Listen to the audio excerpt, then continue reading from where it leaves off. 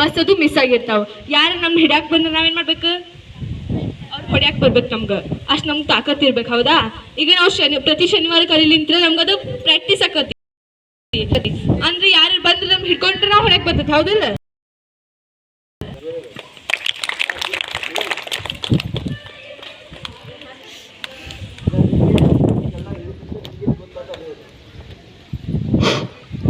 ಆತ್ಮೀಯ ವಿದ್ಯಾರ್ಥಿಗಳೇ ಹಾಗೂ ಇಂದಿನ ಕರಾಟೆ ಗುರುಗಳಾಗಿರ್ತಕ್ಕಂಥ ತಬ್ರೇಜ್ ಖಾನ್ ಅವರೇ, ಅವರ ಸಹೋದ್ಯೋಗಿ ಬಂಧುಗಳೇ ಹಾಗೂ ನಮ್ಮ ಶಾಲೆಯ ದೈಹಿಕ ಶಿಕ್ಷಣ ಗುರುಮಾತೆಯರಾಗಿರ್ತಕ್ಕಂಥ ಶ್ರೀಮತಿ ಮಾವಳ್ಕರ್ ಮೇಡಮ್ ಅವರೇ, ಈ ಒಂದಿನ ಕಾರ್ಯಕ್ರಮದ ಕೇಂದ್ರ ಬಿಂದು ಆಗಿರ್ತಕ್ಕಂತಹ ನನ್ನ ಶಾಲೆಯ ಬಾಲಕಿಯರೇ, ಆತ್ಮೀಯ ವಿದ್ಯಾರ್ಥಿ, ಈಗ ರಾಜ್ಯಾದ್ಯಂತ ಸರ್ಕಾರವೇ ಏನು ಮಾಡಿದಪ್ಪ ಅಂತಂದ್ರೆ ನಿಮ್ಮ ಶಾಲೆಗೆ ನೀವು ಎಲ್ಲಿರ್ತೀರ ಅಲ್ಲಿನ ಒಬ್ಬ ಕರಾಟೆ ಗುರುಗಳನ್ನು ಕೊಟ್ಟು ಮಕ್ಕಳಿಗೆ ಅದು 8th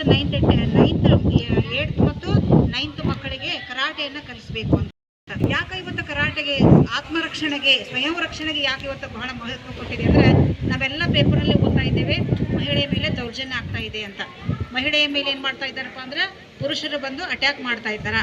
ಆ ಹೊತ್ತಿನಲ್ಲಿ ಹೆಣ್ಣು ಅಬಲೆ ಅಂತ ತಿಳ್ಕೊಬೇಕು. ನಾವೆಲ್ಲ ಹೆಣ್ಣು ಅಬಲೆ ಅಲ್ಲ. ಹಿಂದೆಲ್ಲ ಏನು ಮಾಡ್ತಿದ್ರು ಅಂದ್ರೆ ಹೆಣ್ಮಕ್ಳು ಅಬಲೆ ಅಂತ ತಿಳ್ಕೊಳ್ತಾರೆ. ಹೆಣ್ಣಂದ್ರೆ ಏನಪ್ಪ ಅಂದ್ರೆ ಏನು ಶಕ್ತಿ ಇಲ್ಲ. ಹೆಣ್ಮಕ್ಳದ್ದು ಏನಪ್ಪಾ ಅಂದ್ರೆ ಒಂದು ಕೊಳತಂತ ಒಂದು ಹಣ್ಣು ಅಂತ ತಿಳ್ಕೊಂಡ್ಬಿಡ್ತಿದ್ರು. ಹೆಣ್ಣು ಹುಟ್ಟಿದ ಮನೆಗೆ ಹುಣ್ಣು ಹುಟ್ಟಿತು, ಒಂದು ವಿಶಾಲವಾಗಿರ್ತಕ್ಕಂಥ ಗಿಡದ ಕೆಳಗೆ ಒಂದು ಕೊಳತು ಹುಣ್ಣು ಹುಟ್ಟಿದೆ ಅಂತ ಆಗಿನ ಕಾಲದೊಳಗೆ ಹೆಣ್ಣು ಹುಟ್ಟಿ ಅಷ್ಟು ಬೇಜಾರು ಪಡ್ಕೊಳ್ತಾರೆ. ಹೆಣ್ಣಂದ್ರೆ ಕಸಬರಿಗಿಂತ ಕೀಳು ಅಂತ ಇತ್ತು. ಹೌದಾ? ಒಪ್ತೀರಾ ಈ ಮಾತನ್ನ?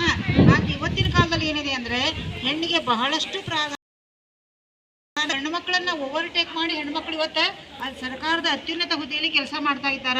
ಹೀಗಿದ್ದಾಗ ಹೆಣ್ಣು ಮಕ್ಕಳಿಗೆ ಯಾವುದೇ ರೀತಿಯ ಗಂಡು ಮಕ್ಕಳು ನಮ್ಮ ಮೇಲೆ ಆಕ್ರಮಣ ಮಾಡಿದರೆ ಎಲ್ಲಿಯೂ ಯಾರಿಗೂ ಮಾಡೋಂಗಿಲ್ಲ. ಸಮ್ ಟೈಮ್ಸ್ ಯಾಕಾದ್ರೆ ನಿಮ್ಮ ಮೇಲೆ ಯಾರಾದರೂ ನಿಮ್ಮ ಮೇಲೆ ಅಟ್ಯಾಕ್ ಮಾಡಿದ್ರು ಅಂದರೆ ನೀವೇನ್ ಮಾಡೋಕಪ್ಪ ಅಂದ್ರೆ ಮಾಡಿ ತಪ್ಪಿಸಿಕೊಳ್ಳಬೇಕು, ಒದರಬೇಕು, ಚೀರಬೇಕು. ಇಲ್ಲಪ್ಪ ನಿಮ್ಮ ಕೈನೇ ನಿಮ್ಗೇನೋ ವೆಪನ್ಸ್ ಆಗಿರ್ತಾವ, ನಿಮ್ಮ ಅಂಗಾಂಗಗಳೇ ನಿಮಗೆ ಆಯುಧಗಳು. ಇಲ್ಲಿ ಕೋಲು ಇರಂಗಿಲ್ಲ ಅಥವಾ ಇಲ್ಲಾಂದ್ರೆ ಪಿಸ್ತೂಲು, ಬಂದೂಕು ಏನೂ ಇರಂಗಿಲ್ಲ. ಈಗ ಆಲ್ರೆಡಿ ನಮ್ಮ ತಬ್ರೇಜ್ ಖಾನ್ ಹೇಳ್ಕೊಟ್ಟು ಏನಪ್ಪ ಅಂದ್ರೆ ನಿಮ್ಮ ಕೈ, ನಿಮ್ಮ ಕಾಲು, ನಿಮ್ಮ ಧ್ವನಿಯೂ ಕೂಡ ಏನಾಗ್ತಾ ಇದ್ರೆ ವೆಪನ್, ಆಯುಧವಾಗಿ ಆ ರೀತಿಯಲ್ಲಿ ನೀವು ಏನು ಮಾಡೋಕಪ್ಪ ಅಂದ್ರೆ ಬಂದಂತಹ ಒಂದು ಎದುರಾಳಿಯನ್ನು ನೀವು ಏನು ಮಾಡಬೇಕು, ಎದುರಿಸಬೇಕಾಗ್ತಾ ಇದೆ. ಆ ದಿಸೆಯಲ್ಲಿ ನೀವು ಪ್ರತಿದಿನ ಏನು ಮಾಡೋಕಪ್ಪ ಅಂದ್ರೆ ಹೇಳ್ಕೊಟ್ಟಂಥ ಎಲ್ಲ ಸ್ಟೆಪ್ಸ್ಗಳನ್ನು, ಎಲ್ಲ ನಿಯಮಗಳನ್ನ ನೀವು ಚಾಚು ಚಪ್ಪದೆ ನಿಮ್ಮ ಮನೆಯಲ್ಲಿ ನೀವೇ ಸ್ವತಃ ಏನು ಮಾಡ್ಬೇಕಂದ್ರೆ ಪ್ರಾಕ್ಟೀಸ್ ಮಾಡ್ಕೊಳ್ಬೇಕು.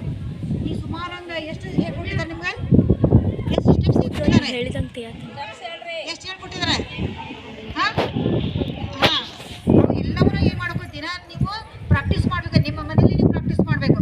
ಮುಂಜಾನೆ ಎದ್ದ ತಕ್ಷಣ ಆಗಿರ್ಬೋದು, ರಾತ್ರಿ ಮಲಗೋಮಿಂದ ಅದು ಪ್ರಾಕ್ಟೀಸ್ ಮಾಡಿದರೆ ನಿಮಗೆ ನೀವೇ ಏನಾಗ್ತೀರಿ, ಒಬ್ಬ ಅತ್ಯುತ್ತಮವಾಗಿರ್ತಕ್ಕಂತಹ ಕರಾಟೆ ಪಟುವಾಗಿ ನೀವು ಏನು ಮಾಡ್ತೀರಿ, ನೀವು ಕೂಡ ಮುಂದೆ ಏನು ಮಾಡೋದು ಕ್ಲಾಸ್ ತೊಗೋಬಹುದು. ಅದಕ್ಕೋಸ್ಕರವಾಗಿ ಪ್ರತಿಯೊಬ್ಬರೂ ಕೂಡ ವೈಯಕ್ತಿಕ ಕಾಳಜಿ, ನಿಮ್ಮ ಆತ್ಮರಕ್ಷಣೆ, ನಿಮ್ಮ